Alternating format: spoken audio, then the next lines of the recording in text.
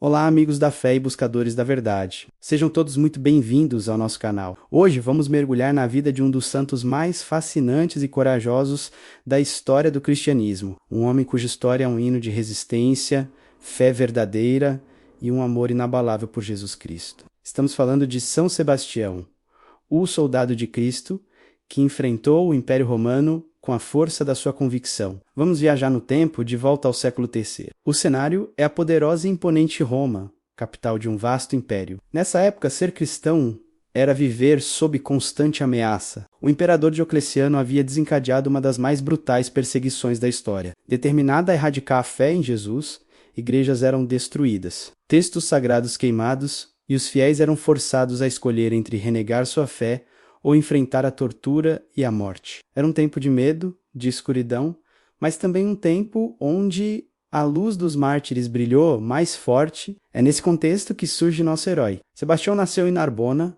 na França, por volta do ano 256, mas foi criado em Milão, na Itália. Filho de pais cristãos, ele aprendeu desde cedo os valores do Evangelho. No entanto, ele escolheu uma carreira que, à primeira vista, parecia contraditória com sua fé.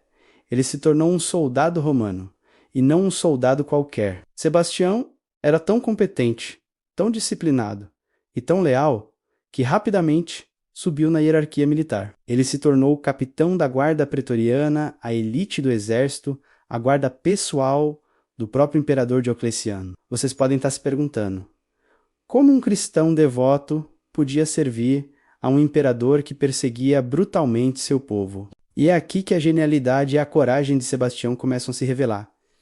Ele não era um soldado comum, ele era um missionário disfarçado, sua posição privilegiada lhe dava acesso aos corredores do poder, mas mais importante, lhe dava acesso às prisões romanas, onde seus irmãos e irmãs na fé definhavam, esperando a morte. Imagine a cena por fora. Sebastião era o capitão impecável, respeitado por todos no palácio. Mas secretamente, ele usava sua influência e sua liberdade para visitar os cristãos presos. Ele não ia lá apenas para levar um pouco de comida ou água. Ele levava esperança. Ele levava a força do Espírito Santo.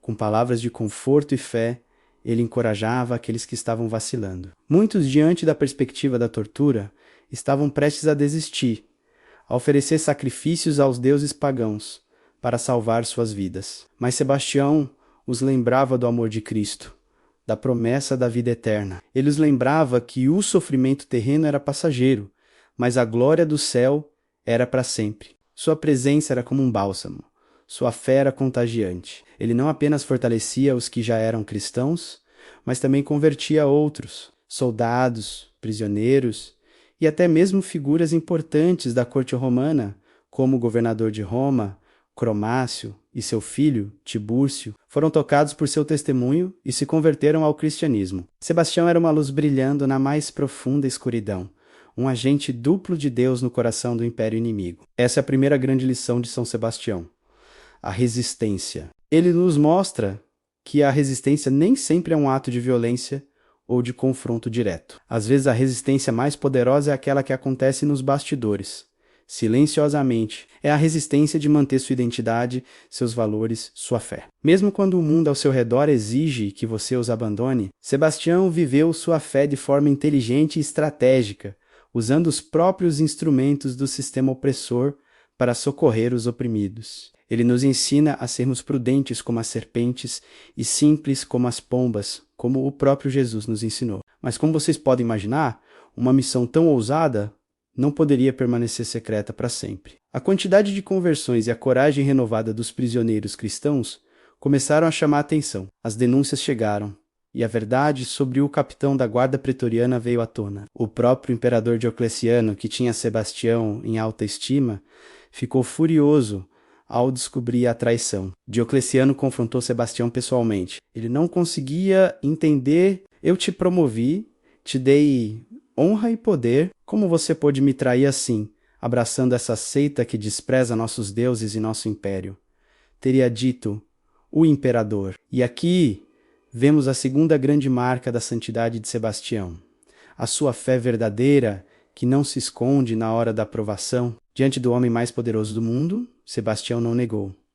Ele não vacilou. Ele professou abertamente sua fé em Jesus Cristo. Ele explicou que, ao ser um bom cristão, ele também era o melhor dos cidadãos e o mais leal dos soldados, pois rezava pela saúde do imperador e pela paz do império, guiado por um Deus único e verdadeiro. Mas ele também denunciou a crueldade e a injustiça da perseguição contra pessoas inocentes. A resposta de Diocleciano foi brutal. Sentindo-se traído em um nível pessoal, ele decretou uma sentença terrível. Sebastião não seria simplesmente executado. Ele seria usado como exemplo. Ele foi levado para um campo amarrado a uma árvore ou a um poste e entregue a seus próprios arqueiros, seus companheiros de armas, que receberam a ordem de crivello de flechas. Pensem no simbolismo disso. As flechas representam as dores, as traições, as críticas, os ataques que recebemos na vida, muitas vezes vindos de pessoas próximas. Sebastião, com o corpo perfurado, mas com o espírito inabalável, torna-se a imagem daquele que suporta o sofrimento por amor a Cristo. Os arqueiros, cumprindo as ordens, o deixaram ali, crivado de flechas, acreditando que ele estava morto. Mas a história de São Sebastião não termina aqui. Milagrosamente, ele sobreviveu. Uma mulher cristã piedosa, chamada Irene, foi ao local durante a noite para recolher o corpo e dar-lhe um sepultamento digno. Para sua surpresa, ela descobriu que Sebastião ainda respirava. Ela o levou secretamente para sua casa e cuidou de seus terríveis ferimentos.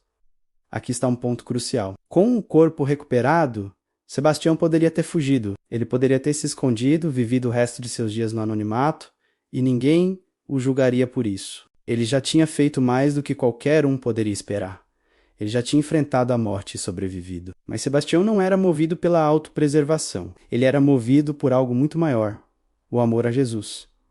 Esse é o terceiro pilar da sua vida. O amor a Jesus, um amor que supera o medo da morte. Um amor que o fez voltar. Assim que recuperou suas forças, em vez de fugir, Sebastião fez algo inacreditável. Ele voltou ao palácio e se postou em um lugar onde o imperador Diocleciano passaria. Quando o imperador apareceu, Sebastião o confrontou novamente. Imaginem o choque de Diocleciano ao ver diante de si, vivo, o homem que ele mesmo mandara executar. No início pensou que era um fantasma, mas Sebastião falou, e sua voz era firme. Ele não estava ali para se vingar. Ele estava ali para mais uma vez suplicar pelo fim da perseguição. Ele estava ali para dar ao imperador uma última chance de se arrepender da sua crueldade contra os cristãos. Essa atitude demonstra a essência do mártir cristão. O mártir não busca a morte, mas não foge dela se ela for o preço da fidelidade a Cristo. O mártir não odeia seus perseguidores, mas reza por eles e os admoesta, buscando sua conversão. Sebastião não voltou para matar Diocleciano. Ele voltou para tentar salvar sua alma. Desta vez, porém, o imperador, superado o choque e consumido pelo ódio, não quis correr riscos. Ele ordenou que Sebastião fosse levado ao circo e espancado até a morte. E assim, por volta do ano 288, São Sebastião entregou sua vida definitivamente, testemunhando com seu sangue o amor incondicional por Jesus Cristo. Seu corpo foi então jogado no esgoto de Roma.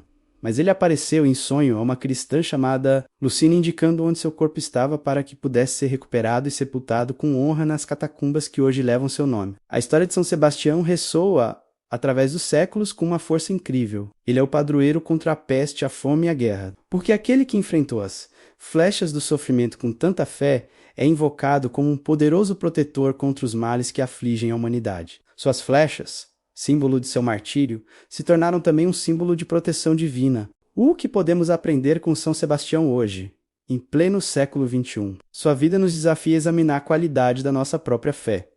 Somos cristãos de conveniência, que seguem Jesus quando é fácil, mas o abandonam na primeira dificuldade? Ou temos a coragem de Sebastião para viver nossa fé autenticamente? Mesmo que isso nos custe popularidade, conforto, ou até mesmo nossa segurança. A resistência de Sebastião nos ensina a ser criativos e corajosos na defesa dos valores do Evangelho, em nosso ambiente de trabalho, em nossa família, na sociedade. A fé verdadeira de Sebastião nos inspira a não ter medo de dar a razão da nossa esperança, de falar de Jesus com amor e firmeza, mesmo quando o mundo nos ridiculariza, e, acima de tudo, o amor de Sebastião por Jesus, um amor que o levou a dar a vida 2 vezes. Nos convida a nos perguntarmos: qual é o lugar que Jesus ocupa em nosso coração. Ele é o centro da nossa vida, aquele por quem estaríamos dispostos a perder tudo. São Sebastião, soldado de Cristo, mártir da fé, rogai por nós.